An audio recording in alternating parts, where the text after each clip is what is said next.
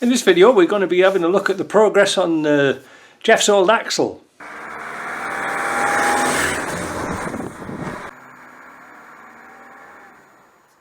So, because I got that bearing dismantling tool, I was able to take the bearings off here, clean them up, put them all back together again, and put the carrier and the differential back in the housing.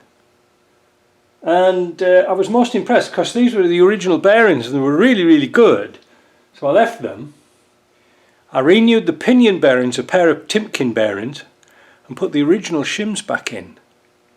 So what have we got on the gauge? Well, we have.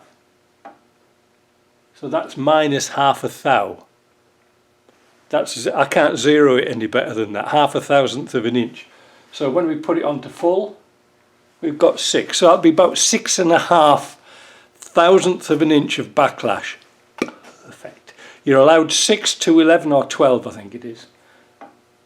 That is considerably better than the 110 I've been playing with. So now I know I'm on the right track. Look at that, eh?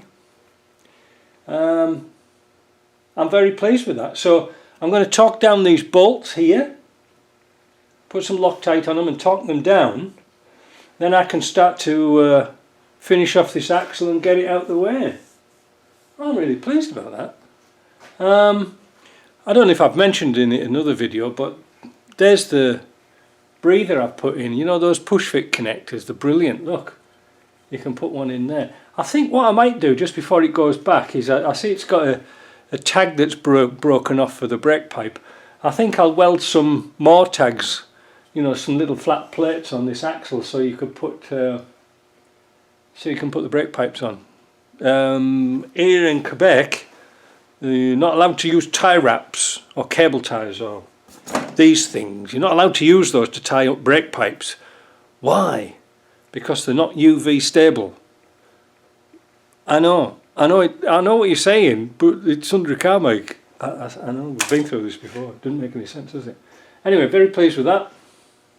Also, at the same time, I might as well tell you this.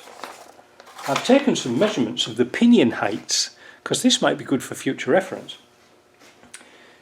When you look at Ashcroft's website or a YouTube channel, he has a video of them setting up the rover axle, not the Puma rover axle or the TD5 rover axle, like the front axles and the back axles for 90s. And what they used was a device similar to this. This is our original. We actually got 2 rulers off eBay for about $5-10 or something like that. We pinned them together back to back, and in that space we put a little spacer. And we got one of these. I'm saying we, me and JP. I bought him one as well because he was impressed. He drilled and tapped the depth gauge out so we could put some little bolts on the back there, you know, like thumb screws. And with this setup, well, this original setup, you can put it across the bearing, like, you know, like the bearing caps. And on Ashcroft's site, it has a measurement. I can't remember exactly what it is. But anyway, I thought we'll take this one step further, because this is recessed. The diff's recessed where the caps are. So it's very difficult to sort of get a reading. And do you want to take a reading off this back face? Because they might not be measured correctly. The real place to measure them is off the bottom of the bearing caps inside, which are round and can be a bit sort of, that's why Land Rovers say take a measurement off one side, do the other side, and then average it out. So I came up with a piece of angle that went right in between these bolt holes here, so we could get a measurement. And this is just a very simple depth gauge. You get these off Amazon. But what we did was, you can see here, we just cut it down flat, because this depth gauge came with a 45-degree angle and then a little flat on it. Well, we didn't need that because we need as maximum surface area on there as possible. So JP machined this piece of angle perfectly flat and square. And he also did, you can see here, he did a slot so we can put it in different positions. And also, while we were thinking about it, we got a little plate. It's just a bit of flat bar, but he put it on his surface grinder and ground it. Why? Because when you're under a car and you've got this, you need somewhere you can make a datum, right? So it's like a portable thing. So that's 0. You see what I mean? So whenever you're moving it around, you can do some measurements. So that's what we did, and I've got this yet to calculate, but I think we're on the right track, because the NATO one on one side was 125, on the other side was 124. So you average that out and you'll get whatever you do. But the interesting point was, and this is what I was trying to get at, and I don't understand it myself yet, on the pinion end of the pinion, it was marked +2. Bear that in mind. On the end of this pinion, it was 3.133 and 3.132. Average that out. But this had 0.6. This had a +6. So I'm going to go down and have a chat with JP about that and see what. See where we're splodging on that one. I think we're in the right track, because if we can do that, setting the pinion height, we can set it to a certain distance, and that's it. Just like Ashcrofts do with their rover diffs. Anyway, it's all good fun, isn't it? Well, some people find it fun. So now I can box this axle up. As I'm not sure if I've done it on the video, but I'll do it on this one. I've got the discs on. I've got the calipers on. These I found in the shed. These I rebuilt a few years ago with new seals and pistons.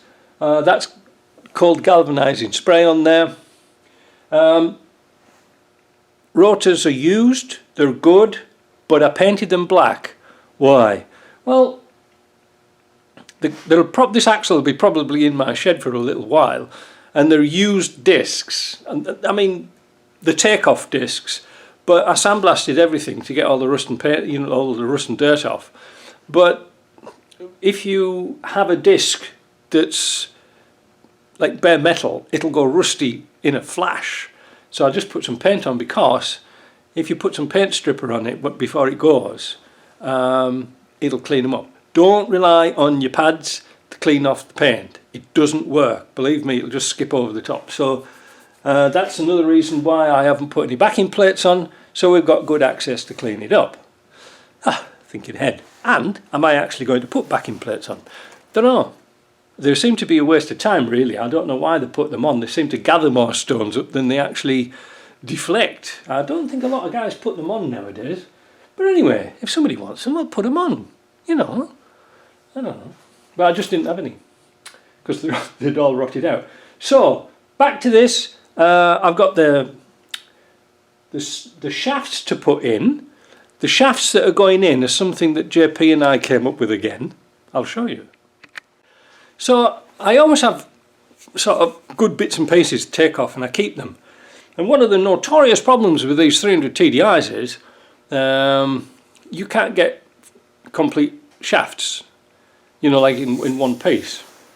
So JP and I came up with this great idea. Well, we welded on the end here. Well, I did. I welded it here.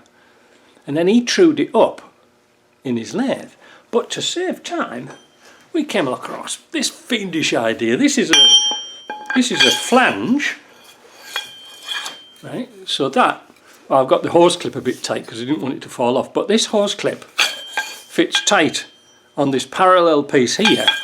And then we bolt this down and then weld it so it's square, and then he can put this in his lathe and clamp it here, and all it takes is about 1/1000 of an inch or 2/1000 of an inch both sides to true this flange square to this shaft. Brilliant. It really works out nice. We've done them before, but that little trick like that. So now we've got fixed shafts, so that again, that's eliminating all backlash. So what I'll do is I'll fit all this lot. We'll come back and see how much backlash is in this. So I've got the diff bolted in, I've got the drive flanges on. I found some brand new bolts for the drive flanges, so I put those on. They're all torqued down and everything's to go. Now, how much backlash have we got in this?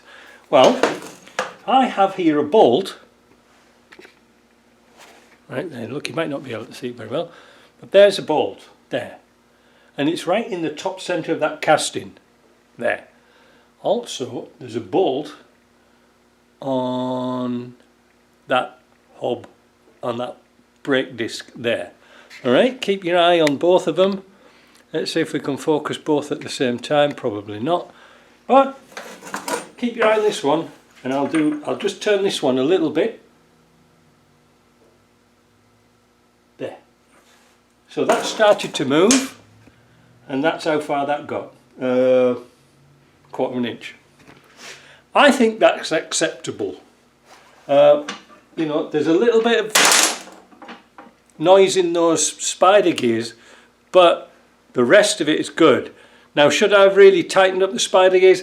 I don't think so. I mean, how much more do you want? I mean, I've seen these bloody things that turn like half a turn before they start to pick up. So I'm kind of pleased with that. I'm going to box up the back, put all the bolts in, and then I think I'll go and get a baby sham. I think that's all right. I want to paint this again before it goes out. I will put oil in it just to protect it. You know, just so, because I don't know how long it's going to be in. But no, it was a cheap and cheerful little project, wasn't it?